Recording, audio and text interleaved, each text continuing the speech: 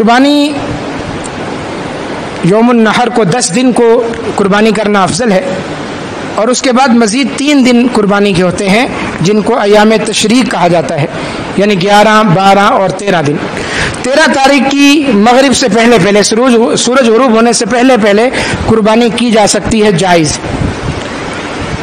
بعض لوگ کہتے ہیں کہ قربانی کے صرف 3 دن ہیں اور چوتھے دن قربانی کو وہ تسلیم نہیں کرتے۔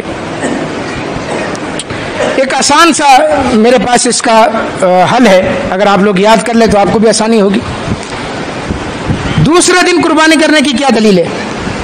چوتھا دن تو بہت دور ہے نا، یہ جو دوسرے دن آپ قربانی کرتے ہیں اس کی کیا دلیل ہے؟ تیسرے دن جو قربانی کرتے ہیں اس کی کیا دلیل ہے؟ کوئی دلیل نہیں، کوئی مرفوع حدیث نہیں ہے دوسرے دن قربانی کرنے کی جس میں یہ ہو کہ اللہ کے نبی صلی اللہ علیہ وسلم نے عید کے دوسرے دن قربانی کی یا کرنے کا حکم دیا، نہ ہی کوئی مرفوع حدیث تیسرے دن کی ہے کہ نبی اکرم صلی اللہ علیہ وسلم نے تیسرے دن قربانی کی یا کرنے کا حکم دیا، مرفوع حدیث ہے ہی نہیں۔ تو آپ دوسرے دن قربانی کیوں کرتے ہیں؟ وہ صحابہ کے اقوال ہیں، دوسرے دن قربانی کرنے کے صحابہ کے اقوال ہیں، تیسرے دن قربانی کرنے کے صحابہ کے اقوال ہیں، بس یہی میرا جواب ہے۔ چوتھے دن قربانی کرنے کے صحابہ کے اقوال ہیں۔ جب بات اقوال پہ ہے تو جہاں دوسرے دن قربانی صحابہ کے اقوال پر ہے، تیسرے دن قربانی صحابہ کے اقوال پر ہے، تو چوتھے دن کی قربانی بھی صحابہ کے اقوال پر ہی ہے۔ لیکن یہاں ایک بات اور سمجھ لیں کہ آپ کے پاس دوسرے دن قربانی کرنے کے صرف اقوال ہیں، تیسرے دن قربانی کرنے کے صرف صحابہ کے اقوال ہیں۔ ہمارے پاس 4 دن قربانی کرنے کے حدیثیں بھی ہیں اور اقوال بھی ہیں، 4 دن قربانی کرنے کی حدیث بھی ہے، اقوال بھی۔ حدیث کون سی ہے؟ مشہور حدیث ہے، سیدنا جبیر ابن مطعم رضی اللہ تعالیٰ عنہ سے مروی ہے کہ نبی اکرم صلی اللہ علیہ وسلم نے فرمایا کہ کل ایام التشریق ذبح، ایام تشریق سارے کے سارے ذبح کے دن ہیں، ایام تشریق۔ اب ایک اور مسئلہ سمجھ لیں، 9 تاریخ کو آپ کیا کہتے ہیں؟ یوم عرفہ، 9 ذی الحج کو یوم عرفہ کہتے ہیں، 10 ذی الحج کو عید الاضحیٰ کہتے ہیں اور حاجی یوم النحر کہتے ہیں۔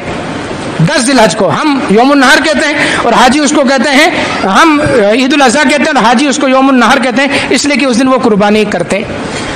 اب جب 11 تاریخ آئے گی، 12 تاریخ آئے گی اور 13 تاریخ آئے گی، یہ 3 دن ان کا نام ہے ایام تشریق۔ 3 دن، 2 دن نہیں، 3 دن، اس لیے کہ ایام یوم کی جمع 3 دن، ایام تشریق، تشریق کے دن۔ اب ان کو تشریق کا دن کیوں کہتے ہیں؟ تشریق شرک سے ہے۔ نبی اکرم صلی اللہ علیہ وسلم کے زمانے میں جب اللہ کے نبی مدینہ میں تھے اس وقت بھی، اور جو لوگ حج کرنے جاتے تھے وہ بھی 11، 12 اور 13 تاریخ کو جانور ذبح کر کے ان کے گوشت کے پارچے بنا کر دھوپ میں سکھاتے تھے۔ شروع شرک سے ہے، ایام تشریق شرک سے، سورج کی روشنی میں وہ گوشت سوکھتا تھا، اس لیے اس کو کہا جاتا ہے ایام تشریق، گوشت سکھانے کے دن۔ کیا مطلب ہے ایام تشریق کا؟ گوشت سکھانے کے دن۔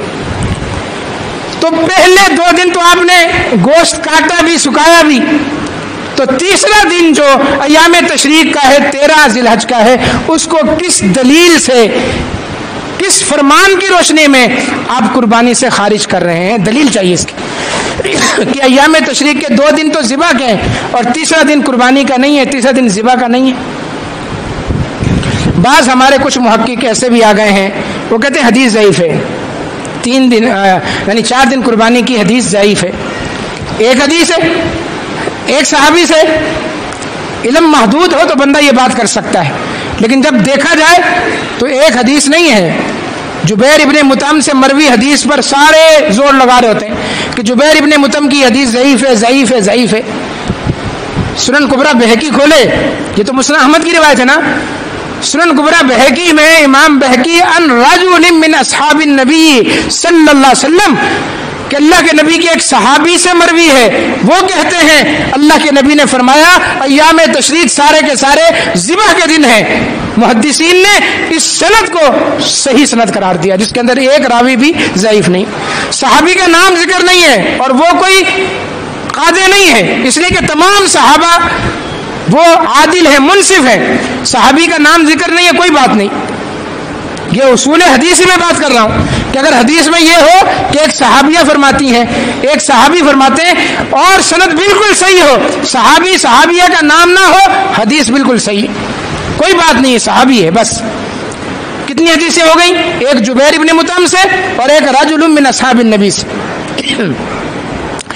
امام البانی کی سلسلہ صحیح کھولیں، دو حدیثیں لائیں، دو، ایک سیدنا ابو ہریرہ سے اور ایک ابو سعید خدری سے۔ اللہ کے نبی نے فرمایا ایام التشریق کلھا ذبح، ایام تشریق سارے کے سارے ذبح کے دن ہیں۔ امام البانی فرماتے ہیں سلسلہ الصحیحہ، یعنی اپنی صحیح کے اندر، اس سلسلے کے اندر انہوں نے وہ تمام روایات جمع کی ہیں جو بالکل صحیح ہیں۔ تو دو اور صحابہ سے، کتنے صحابہ سے مروی حدیث ہو گئی؟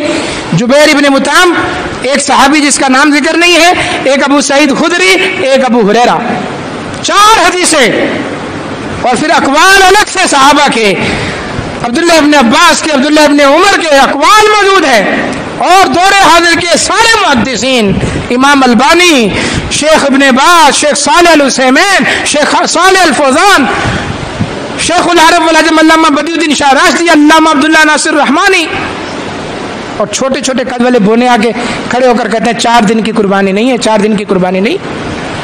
علامہ عبد الرحمن سلفی حافظہ اللہ، سب کا موقف یہ ہے۔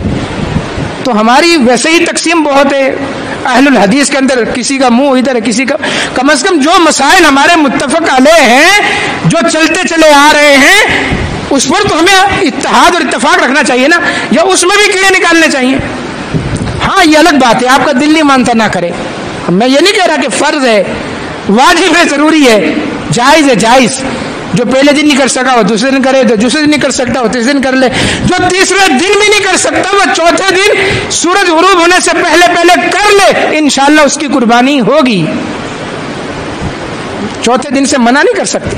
تو قربانی کے 4 دن ہے، ایک 10واں دن جس کو یوم نہر کہا جاتا ہے، اور 3 دن اس کے بعد ایام تشریق کے 13، 11، 12 اور 13، اور اس لیے پورے سال میں 6 دن روزہ رکھنے سے اللہ کے نبی نے منع کیا، پورے سال میں 6 دن روزہ رکھنا منع ہے۔